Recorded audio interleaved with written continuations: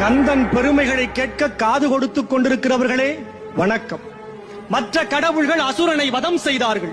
சூரன் என்ற அரக்கனை வதைக்காமல் அரக்க மனத்தை மட்டும் வதைத்து அகிம்சைக்கு முதலடி எடுத்துக் கொடுத்தவனே முருகப்பெருமான் தான். சந்த கவிதைகளால் கந்த பெருமாளை தமிழுக்கு சொந்த கடவுளாக்கி தந்த அருணகிரியின் திருப்புகழ் பற்றி பேச வந்திருக்கிறேன். வாய் மணக்க மணக்க.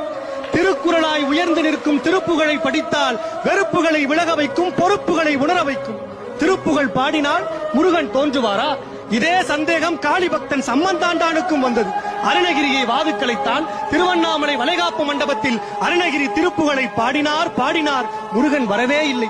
காரணம், குழந்தையாக்கி முருகனை உன் மடியிலேயே வைத்துக்கொள் என காளி பக்தன் சம்பந்தம் காளியோடு போட்ட ஒப்பந்தம். மதுரவாணி தானாட, மலையில் வேதன் ஆறாட, மறுபு வானில் உளோராட, மதியாட, வனச மாமியாராட, எடிய மாமனாராட, மயிலுமாட நீ ஆடி வரவேணும்.